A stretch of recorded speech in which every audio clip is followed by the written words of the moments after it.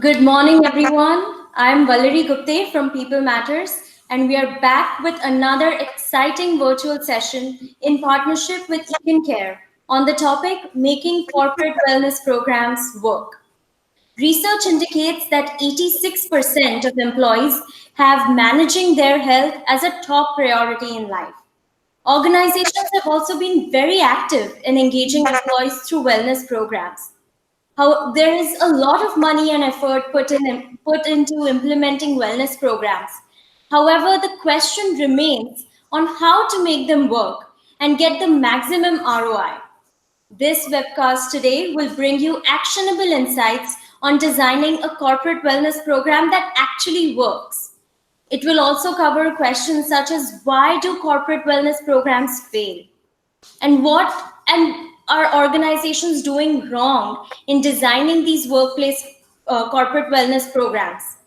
And how can you, as HR and talent leaders, design a corporate wellness program that actually works and gets the maximum ROI and helps both the business side and the employees themselves? To take us through her expert views, we have today with us Shweta Kalapa, Senior Vice President of Kotak Mahindra Bank. Shweta has over 15 years of experience in the area of human resources, talent acquisition, compensation and benefits, HR operations, organization development, performance, talent management, employee engagement, and organization culture. Her expertise includes strategic planning, employer branding, streamlining processes, project management, talent and performance management, compensation and benefits. And we have with us the CEO of Econ Care as well, Mr. Kiran Kalakanthala. He is a seasoned product marketing professional with a track record of successfully bringing complex and innovative wireless platforms and devices to market. His expertise includes strong technical and business acumen to translate customer trends into successful wireless solutions, commercialize technologies, and execute innovative strategies. He has demonstrated leadership and the ability to lead, influence, persuade diverse cross functional groups, including senior management, vendors, and partners. Thank you so much, Shweta and Kiran, for being here. It is my pleasure to welcome you to this webcast today. Thank you, Valerie. Thank you, Valerie. I just wanted to let the audience know that we have saved some time for your question and answers. So keep your question and answers ready and keep commenting in the section that we've provided you on the right hand side of the screen. We will try to respond to as many questions as possible. However, we will do that towards the end of the webinar. So we have an exciting topic to discuss on this webcast today. So without any further delay, let me invite Kiran to take over. Thanks, Valerie. So let me share the screen, a short presentation. Yes, definitely, definitely.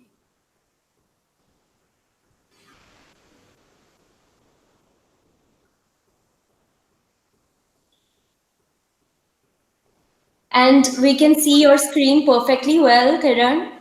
All right, thanks, Valerie. No So, problem. so as Valerie mentioned, there is a lot of companies who are spending quite a bit of money, energy, and resources in making employees healthy and happier, primarily because there are both tangible and intangible benefits of a healthy employee workforce, right?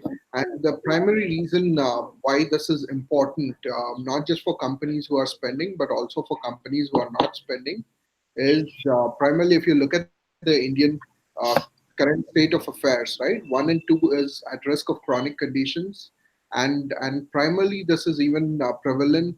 It's actually exponential when it comes to corporate life, primarily because of the lifestyle conditions, eating out too much, and more importantly, of the sedentary lifestyle, right? There's hardly any activity across folks who are sitting in office environment in AC all day in day out, right? So there is a higher risk of chronic conditions, and this is not just based on the facts. This is the data that we are seeing from more than 100 companies that we are managing. wherein we are seeing 1 in 2 being diabetic, hypertensive, or at the risk of cardiovascular disease.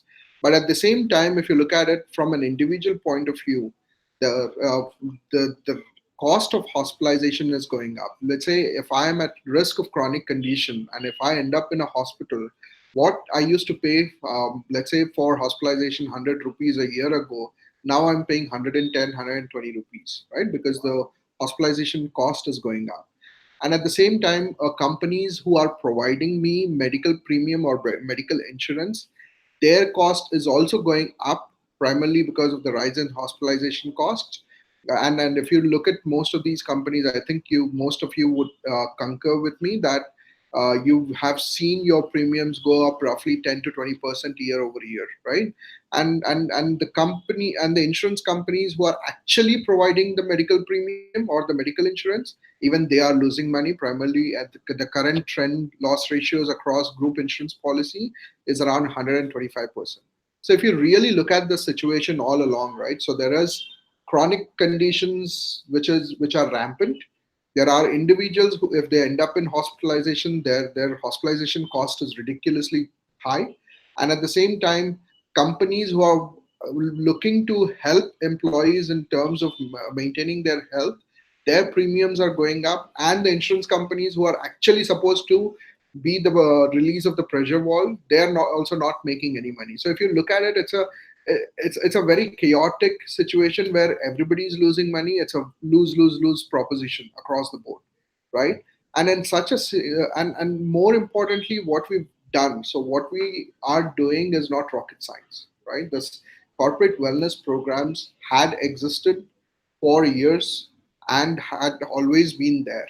But the fundamental problem or the issue is most of these benefit systems are broken, right?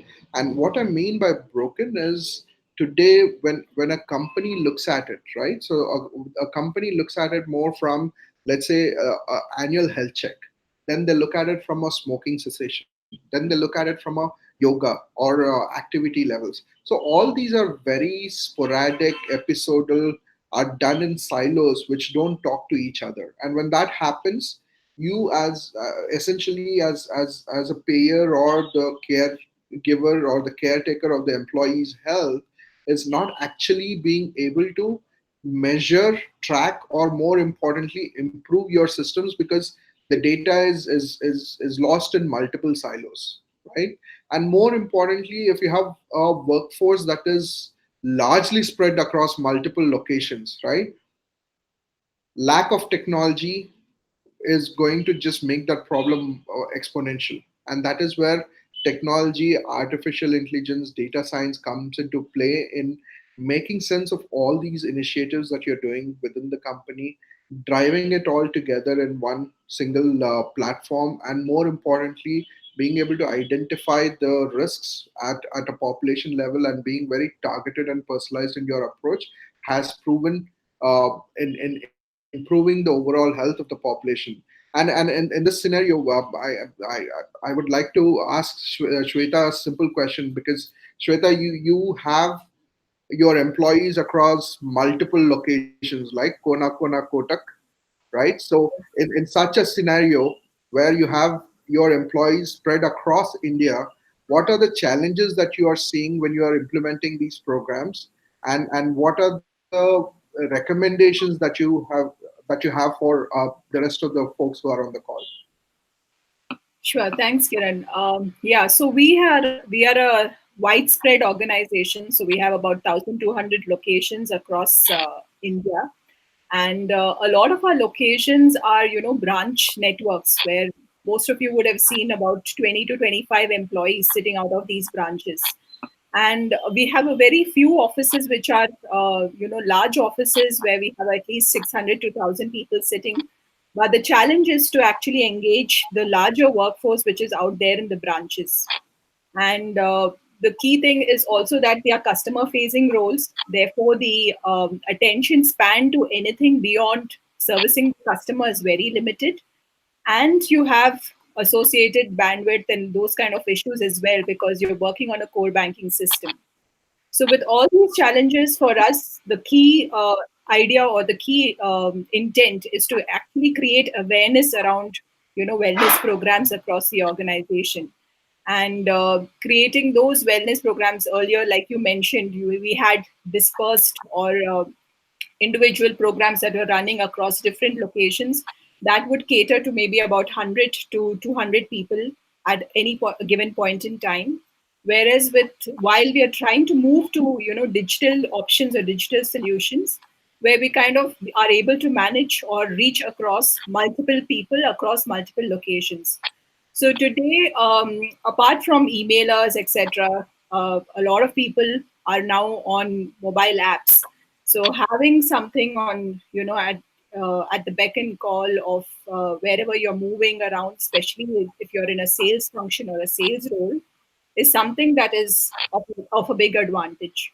So currently, we are at exploring different digital options to actually connect and engage with our people, while also offering on-site options. So I think it's a good balance of both that needs to be there for better engagement across the organization.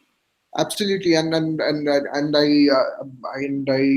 agree with you where it has to be a both offline and online kind of an approach, and more importantly, what ends up happening when you have multiple initiatives running in parallel from multiple vendors is everybody is trying to communicate to the base, right? Let's say if you have 1,000 employees, there are six vendors and six initiatives. All the six vendors are trying to get their mind share of the 1,000 employees, where the amount of communication is redundant, right? So Right. instead, if you have a unified solution where it's more like a one-stop shop for all the health benefits, it is better to communicate saying that, hey, for all your health benefits, go to this one app or one platform, and from there on it's better to engage the users to utilize multiple solutions than saying for health checks go to this application, for step counter go to this application and all, right? So I agree. I mean that, and at the same time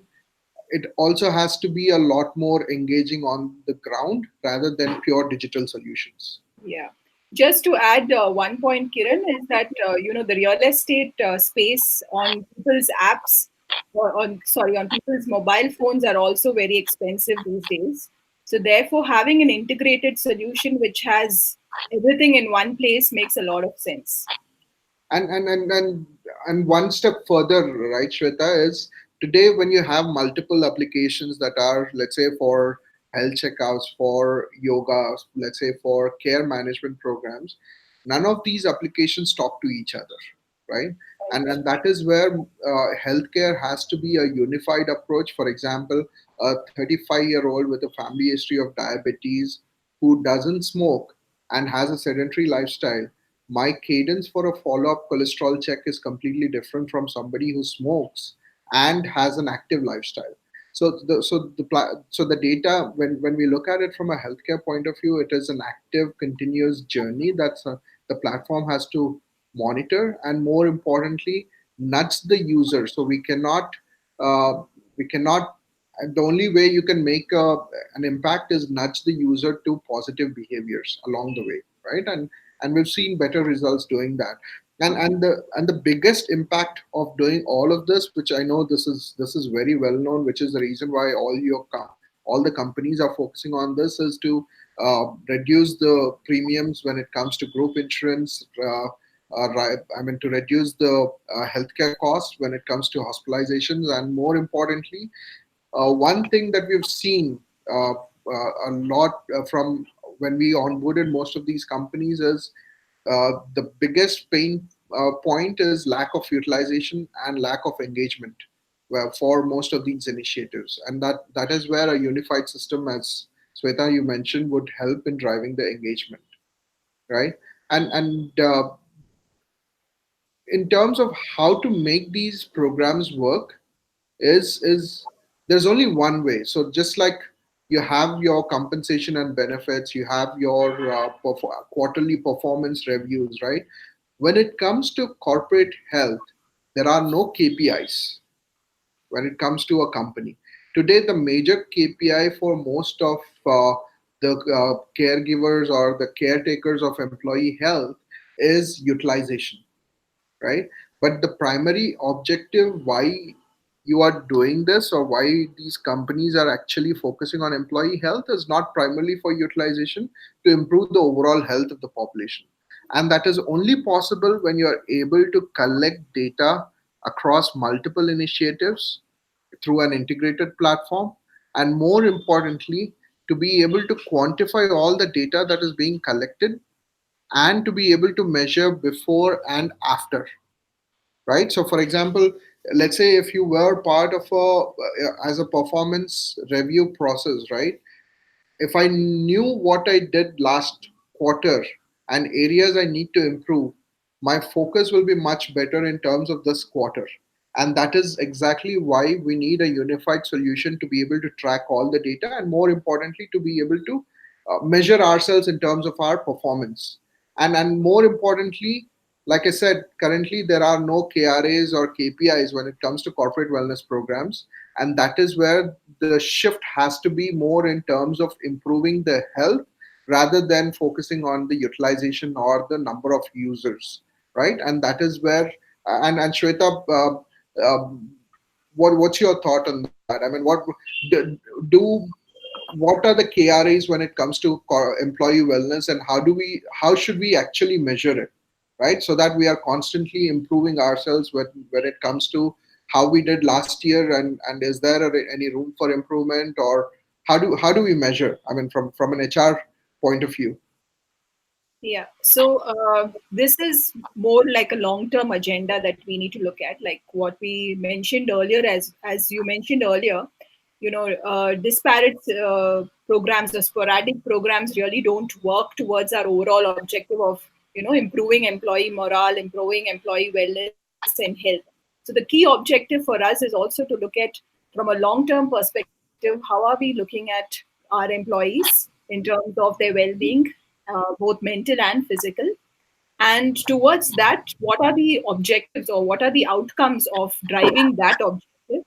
Outcome is clearly it's going to be improved employee morale. It's going to be an organization that people would like to come to work to daily because you're concerned about their well-being and health.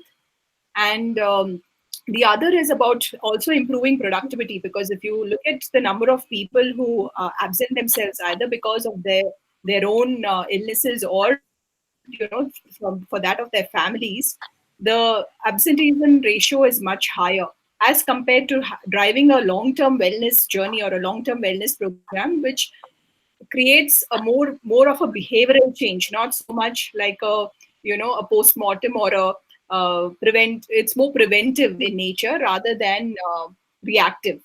So, from a KRA perspective, our key objective would be to look at, one is, of course, utilization rates are important, but more importantly, how is it impacting our overall, in terms of the health costs that we have, in terms of the Absenteeism. absenteeism ratios, as well as the overall wellness scores of an organization.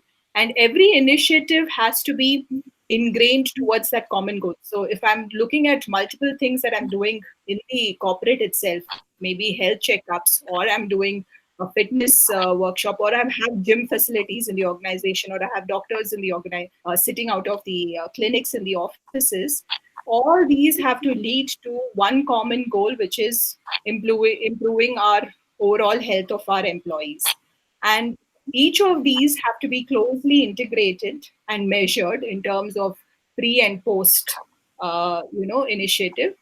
And these are specific targets that each of the a wellness person responsible for wellness in the organization or in the corporate carries. So they are very objective and they are very measurable. And we there is there are lots of programs, and the app itself provides you a lot of data in terms of how you've wellness scores have improved between last year to the current year, how your overall utilization has improved, including which are the areas of risk that you have and what you should be doing for those areas, as well as in terms of the overall costs that have been incurred on health insurance or medical insurance benefits vis-a-vis what has changed in the last year post implementation of these programs. So All these are very clear measurables, and these are common key KRAs. So for us in Kotak, it would be largely to improve the overall well-being by measuring, utilization scores, engagement rates in each of these programs, and in terms of the overall health risk assessment or the overall wellness score of the employee. Excellent. And what can't be measured can't be improved, right? So, and then that is where I think there should be a lot more emphasis and improvement in terms of quantifying every little initiative to be able to say, are we faring better, or should we iterate to improve the overall initiatives? Absolutely agree. And that is where most of these digital platforms and digital healthcare solutions are going to play a vital role, because a, engagement is critical. B, personalization is extremely critical, because if it's not relevant to my particular condition, then I'm not motivated to engage more. And three, it has to be continuously quantifiable to say, am I doing better, am I doing bad, what are the areas I need to improve, and how, if I focus on those areas, how is my health going to impact. So it has to be gamified, it has to be personalized, it has to be more predictive, and more importantly, it has to be an integrated solution where everything comes together to give you the uh, to give the HR the ammo or the power to be able to make an educated decision in who, where, why, when, and how to focus on these initiatives. Um, and along those lines, Sweta, sorry to put you on the spot again, right? From your experience in terms of all these initiatives, right?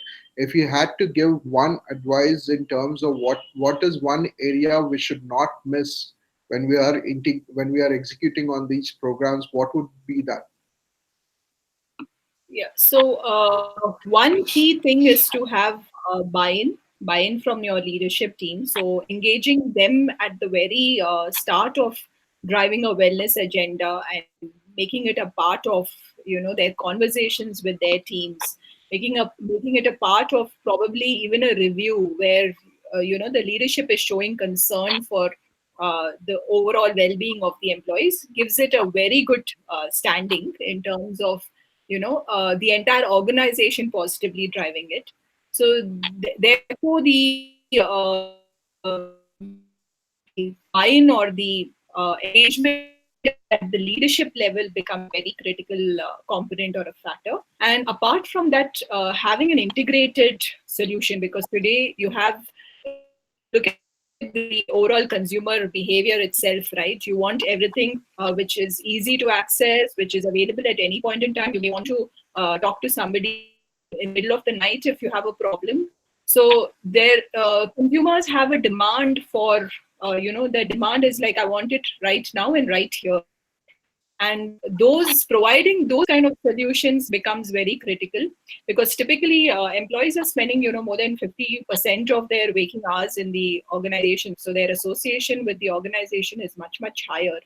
And having a solution that is not just integrated like you mentioned and personalized, but also being able to access it at any point in time creates a big kind of a difference. So, like I said, there are multiple things that are available in the market. So, how do you make sure that your product is something that the employee actually looks out for?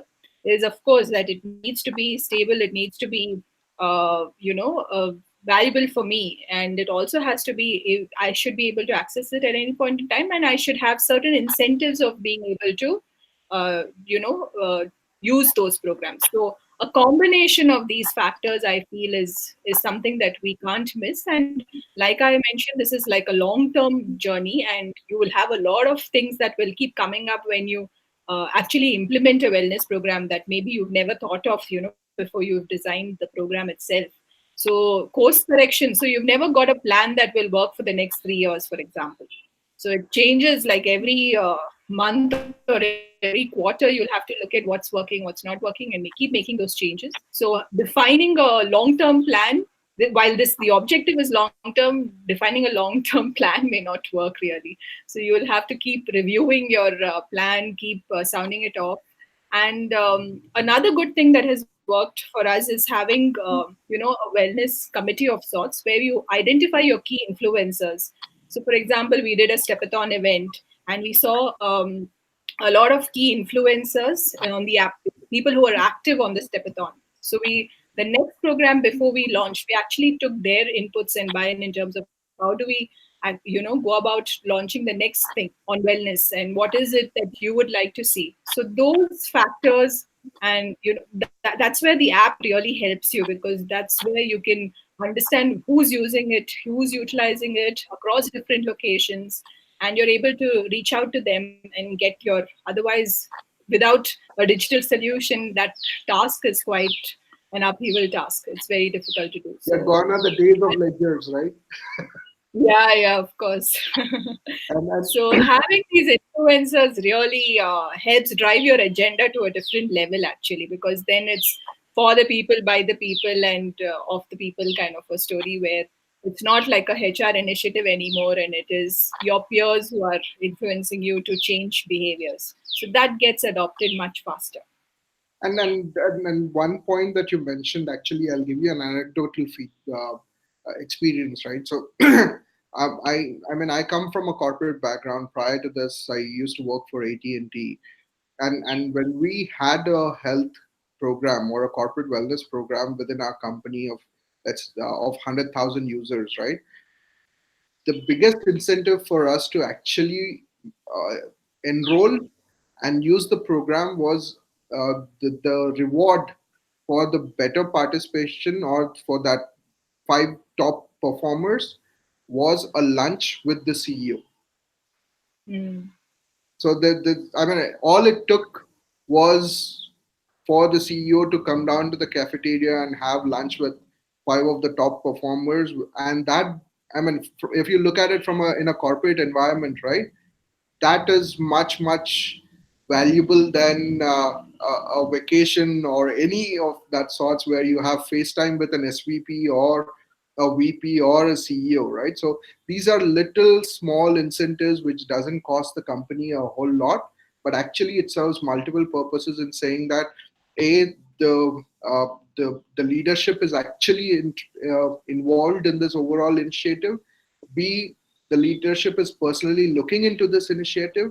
And C, I would maybe I would never get chance to meet a CEO, but now if I take walk 10,000 steps every day, maybe I'll get that time in the sun, right, to be able to ask the long-standing questions, right? So That, I yeah, hope healthy food was served in the lunch, though. but yeah, such simple things actually matter a lot when it comes to corporate employees, right? It's not about the money or the reward. It's just like that recognition, right? Some get motivated by rewards, money. Some get motivated by a pat on the back. Some get motivated by the recognition from the leadership. And absolutely right, a leadership buy-in is extremely crucial and important to set the agenda right in the beginning of these programs so that everybody is motivated.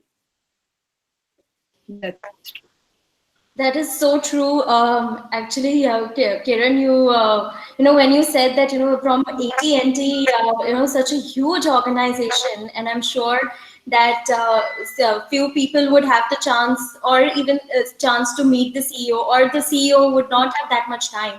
But actually, to take that, steps. So that is a very good suggestion, I would say, for many of the talent leaders who are our audience members, that we can have these creative processes or creative kind of incentives in place to make the employees that, okay, I'll participate in the marathon, or I'll eat healthy for the next month or something like that. I just wanted to, say that thank you for sharing that example. Shweta, would you like to share some examples about, how HR professionals can kind of, encourage your employees to get in on the wellness program? Yeah, sure. So I think the launch of the wellness program becomes very, very critical and important. So therefore, it makes sense to create a big bang launch.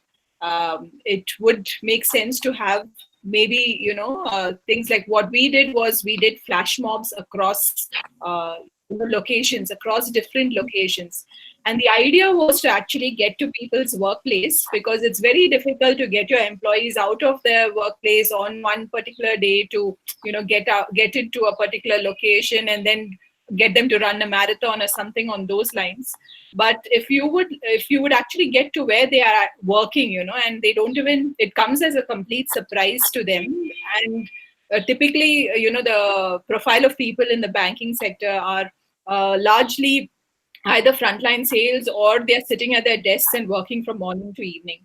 So we suddenly had these flash mobs coming across each of our office locations at their desks, and getting them to just move. Basically, the idea was we need to keep moving day in and day out, and that's the beginning of fitness, even if it's for a 10-minute period.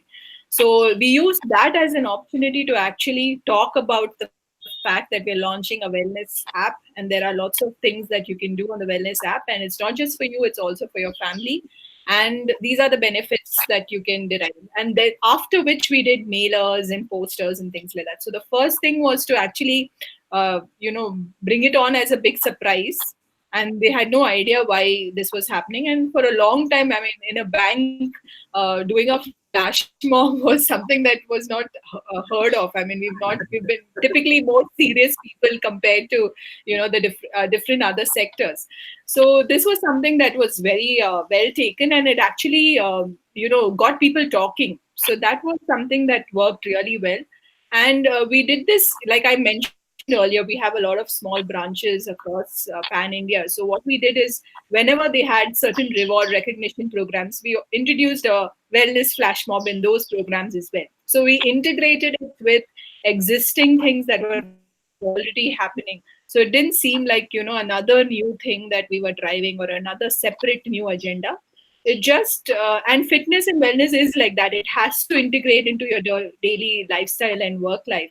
So that's the agenda. That was the agenda for us, saying that we don't want this to be like a something that is a different initiative that has launched and will run its own journey, but it's something that will get integrated into everybody's work life. And then So that is that I where, think, and that is where you mentioned earlier the offline and online piece has to be aligned, right? It can't be just in, an online email campaign. yes, yeah, because emails tend to get ignored. So combined with the human touch of just a random surprise flash mob in the middle of the workday, and then you follow up with all your the mailers and a strategic sort of the traditional sort of approach. So that's really great to hear a combined approach, as Kiran had mentioned in his presentation. Kiran, if you have any more discussion points or questions for Shweta, please go ahead. No, I think more importantly, I think the question I had was very well already answered in terms of the key takeaway, right? Key thing to focus when we are actually working on these wellness programs. And the second question was, how do we measure these programs? As you rightly mentioned, what cannot be measured can't be improved. So it has to be part of the KRA, part of the KPIs, and more importantly, it has to be bought in by the senior management, right? And that is where I'm absolutely on the money in terms of the approach. What we are seeing across companies like Shweta's, as well as several other companies who are actually doing health employee focusing on employee health not as a checkbox, but actually focusing on employee health to improve the health of the population, right? So there are that is where it has to be a unified. That is where, like, if Shweta is taking an hour of her time to talk about this, you can imagine how important it is as a priority, right? So as long as it is on the top of the list for most of the HR, it is always. I mean, companies like ours. will always be motivated to come out with more creative ideas, better ways to engage and improve the programs. Uh, Speaking of creative ideas, actually, there is one audience question that has just popped up. So basically, since we are talking about large companies and corporate wellness programs in the banking sector and things like that, so there is one question from an audience member. They're asking, what can small companies do for employee wellness? So I would, kind of throw it out to both you, Kiran and Shweta, if you could, tackle that for a second. Shreya, you want to go first? Yeah, Shweta, go sure. ahead. So I think smaller companies.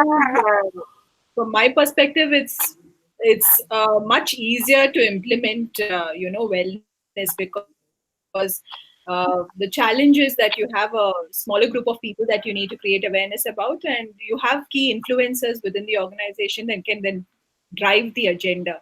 So one is, of course, you have to be very clear that this is long term and it's not one more initiative that you're running. The other is have a very specific plan. I mean, maybe create a wellness community of sorts within your small group of company and pick on things that you. There are lots of people already in your organization who are into fitness, who are conscious about health checks, things like that. So those can be your influencers to actually drive some of these agendas in your organization. And like in our own organization in a small town, we had one of our employees who was into yoga and things like that. So what we did is we brought him in on board. We got him to actually run a small workshop with our own people. So, and that was also because it was a small branch where we could not run large format kind of a program, and it made sense for somebody sitting there to actually influence the rest of the people to drive wellness. So I think you just need to think of creative ways of engaging your people, and it's not necessary to use large formats for engagement. You can still drive a lot of wellness awareness around wellness as well as fitness by small initiatives that you could take, like I mentioned the example. And whether actually it becomes even more important in a smaller company, right? Preventive health, primarily because if you take a size of Kotak Mahindra Bank, right? Let's say a small group of people who actually are hospitalized, right? Kotak Mahindra Bank still has an ability to negotiate the premiums better because of the sheer size of the overall population. But if you take the size of a 500 employee or a 1,000 employee company, right? Let's say if they are taking the average premium, health insurance premium is 3 lakh a cover, right? And they're paying 3,000 rupees across, let's say, a 500 employee company, right? So when at least if 20 or 30 people actually go claim this premium, next year the overall premium of the smaller company grows up drastically than a large company, right? So the ratio, the delta in terms of the increase in the premiums is much higher when it comes to smaller companies, because the probability of people claiming in a smaller company is much higher when it compared to a larger company. And more importantly, smaller companies don't have the negotiating power like the larger company. So preventive health becomes extremely important when it comes to smaller companies. Now, from a format point of view, whether a large or a small company, one thing that Kotak and Shweta, keep me honest here, that Kotak did really, really well is for the sheer size of the company, they broke it down into smaller segments, right? So there's 23 different smaller company segments within Kotak, right? 23, 25 HR who are actually managing it as their own independent company, right? So essentially, if you take uh, 25,000 employees divided by 25, right? They're actually managing much smaller companies in itself, and their KRAs and KPIs are actually being measured on a smaller segment rather than looking at the problem in a one big uh, kimono, right? So whether you take a small company or a large company, As long as you are able to break it down and structure and measure the initiatives, uh, digital platforms will always help you get there faster and actually drive the engagement, whether it's a small or a big, because I mean that's what the technology is supposed to do. Very well put, I must say, because when you talk about smaller companies, the impact of absenteeism is also larger on the productivity of the business as well. It So shows up very easily. it becomes pretty difficult to be on goal and achieve those business KRAs as well. Since we have so many questions from the audience, I'm going to just jump to one more question. Lalita is asking, how do you measure the overall wellness score of the employees? And do you have any tool for that? Maybe Kiran, you can answer this question. Kind of a wellness score, and how do you measure that? So a wellness score is a so we've developed a score which takes more than 28 different parameters into account, all the way from annual health check to health risk assessment questionnaire to activity to family history to medical conditions. So it constantly is monitoring all these parameters, and it's constantly measuring an individual score, just like a credit score in case of your financial scenario, right? So there is a score that is constantly tracking. Let's say today I've taken 3,000 steps, right? A simple example is, let's say, from my health risk assessment questionnaire, I answered that I have an active lifestyle, but 1 month later, I'm not taking more than 3,000 steps per day, right? The technology, the app is smart enough to automatically move you into a sedentary lifestyle after 15 days, and post which your risk as you are in a sedentary lifestyle grows higher for cardiovascular disease, which means your score comes down, and the score actually nudges you in terms of where to focus on. So the score is developed by Care in collaboration with clinical doctors, and also looking at how do we gamify this overall experience. So yeah, from a tool point of view, this is a proprietary score that we developed, looking at multiple factors that are needed to drive engagement and overall participation. Well, thank you so much for explaining the wellness score metrics and the parameters that you use. So one more question that Rohit has asked is very important actually, because we talk about physical wellness and we talk about all these different classes that we can take.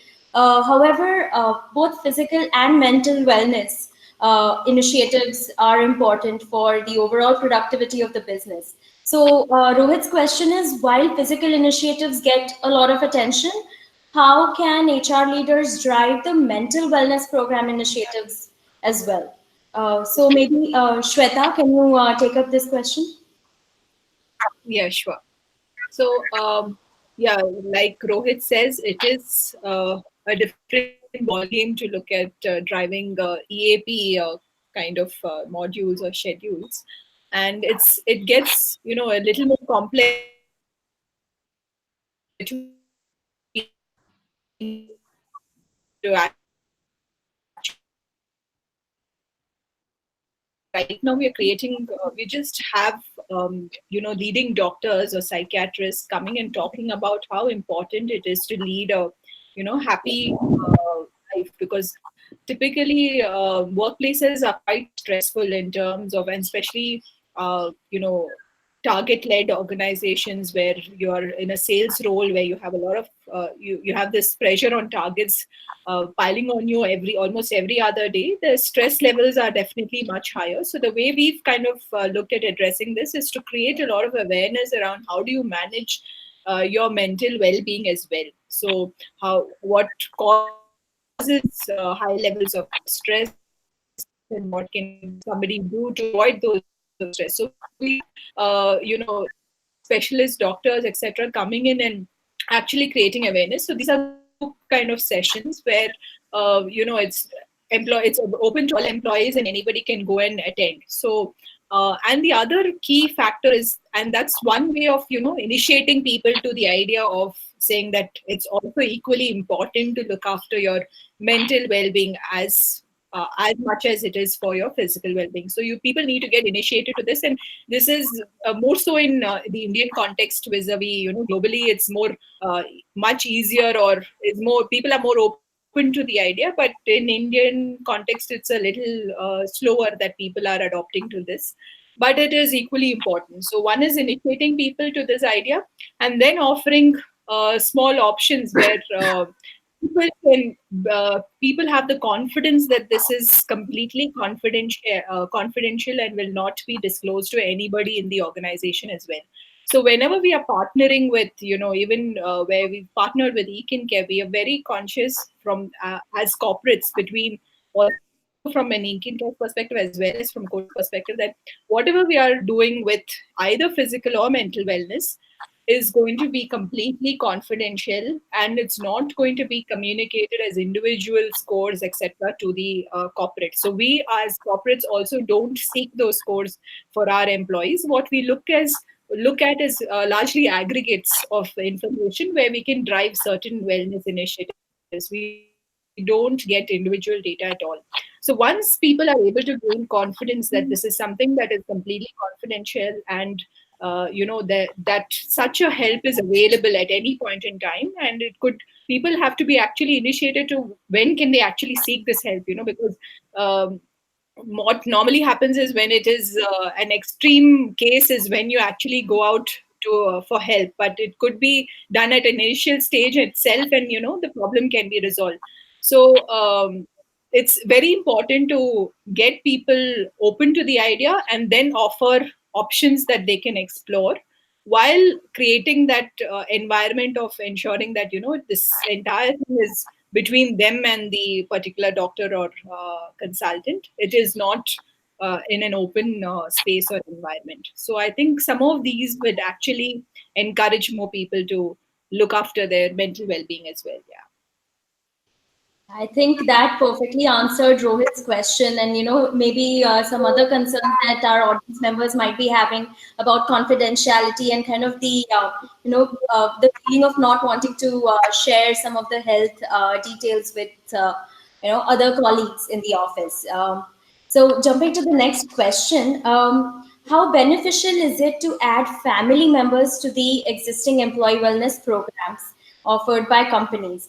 So this question is basically about what does it entail for the company to give the family members benefits through these employee wellness programs.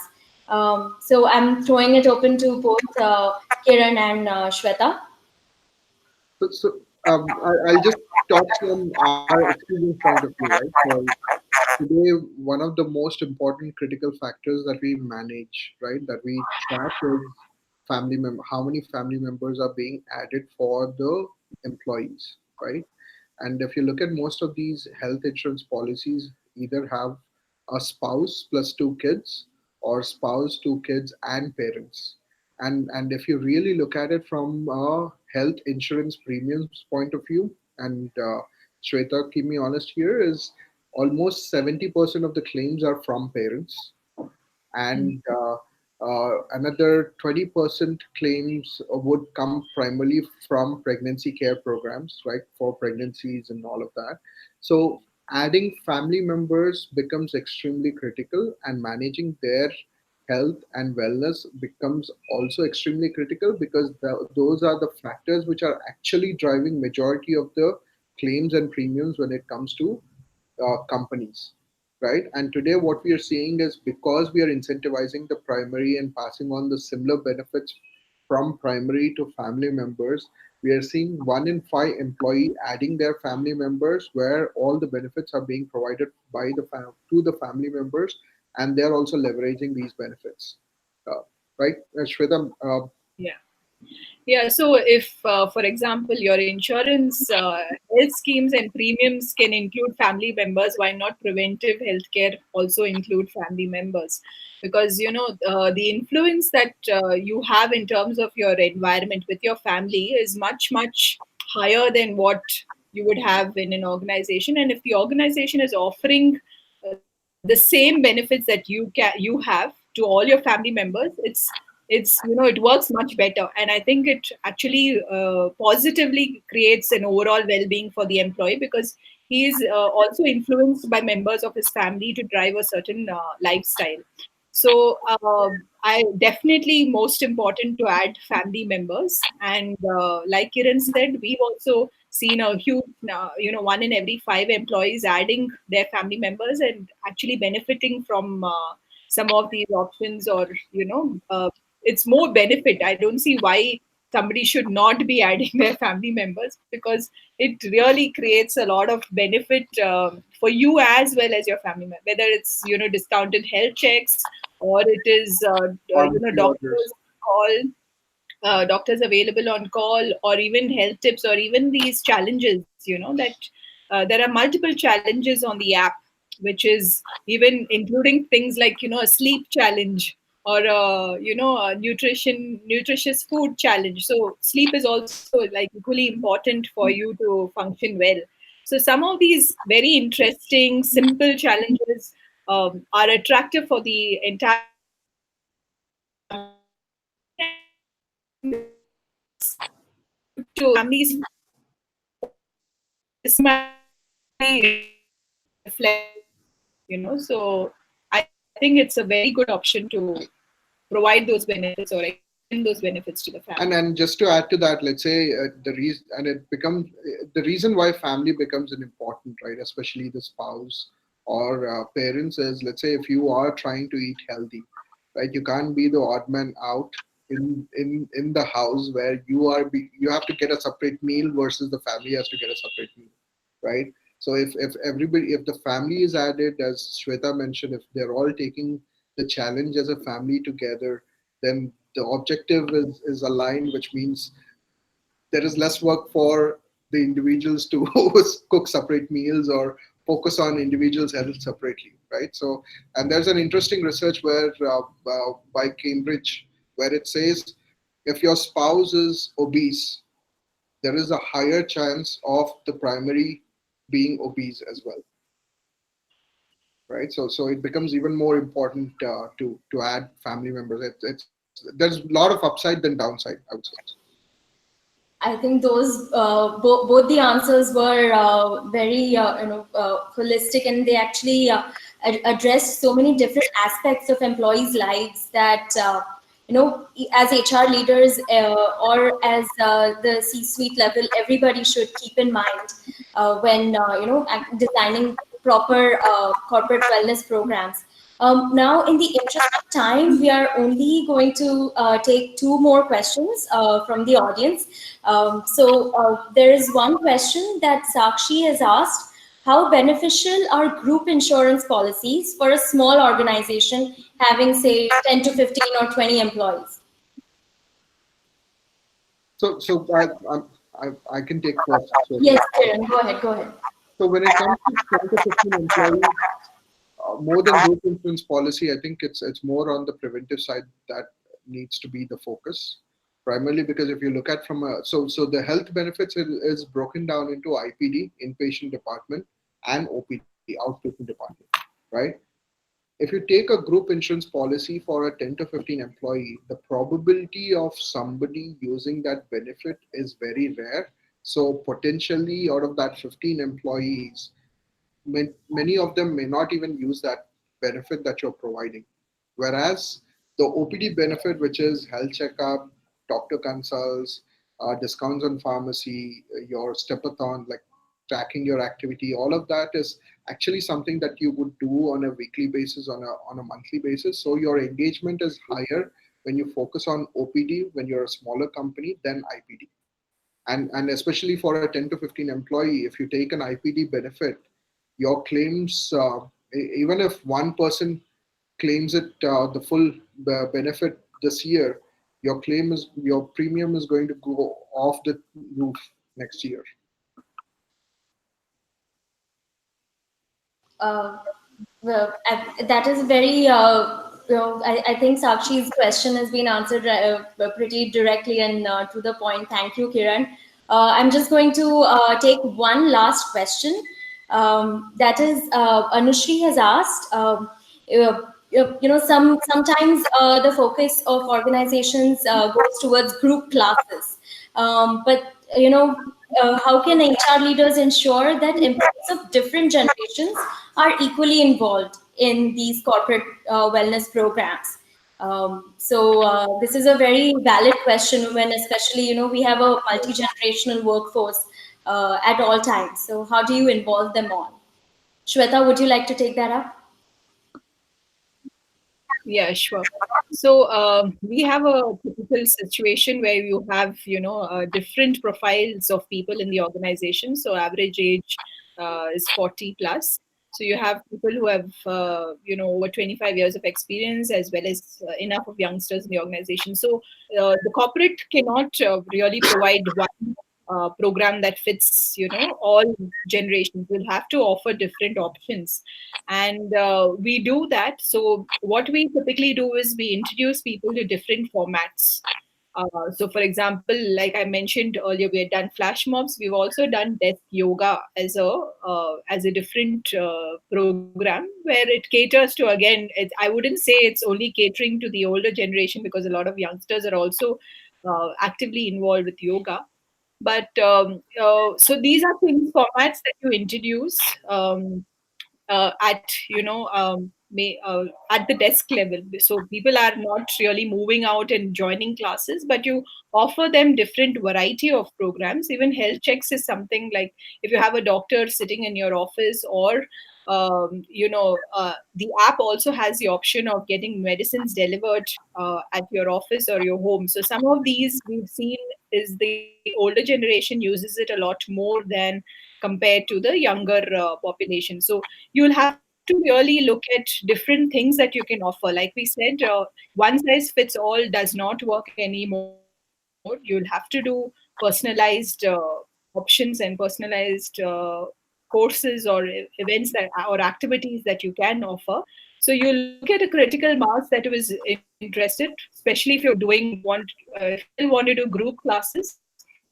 You look at a particular mass of the population that you have. Maybe you introduce yoga at one level, you introduce Zumba, you have gym in the office. So you have to provide a little bit of variety. And otherwise, if you're not able to do those physical classes, then the app has a lot of variety, where different age groups have different options to choose from. So you don't miss, even the challenges are catering to different age profiles. So these are some of the options that you can definitely utilize for your people with different age profiles in the organization. Thank you so much, Shweta, for answering that question with actual examples. And so I think there are many key takeaways from this webcast, but I just wanted to touch upon one where an integrated solution which kind of takes care of all the employees throughout different generations, and caters to their different health needs, both physical health and mental health, is very crucial. I just want to thank both Shweta and Kiran for being here. Thank you so much for taking out the time for this webcast, and thank you to our partners, Econ Care. And again, to our speakers for the invaluable information that you've shared today. To the audience, you can provide your feedback in the survey link provided in the chat section. Please do give us your feedback. Your input really matters to us. Stay tuned for many more exciting sessions such as these. Thank you once again, Kiran and Shweta. It was a pleasure talking to you. Thank you, Thank Shweta. you, Thanks a Valerie. lot. Thank you, Kiran. Take care.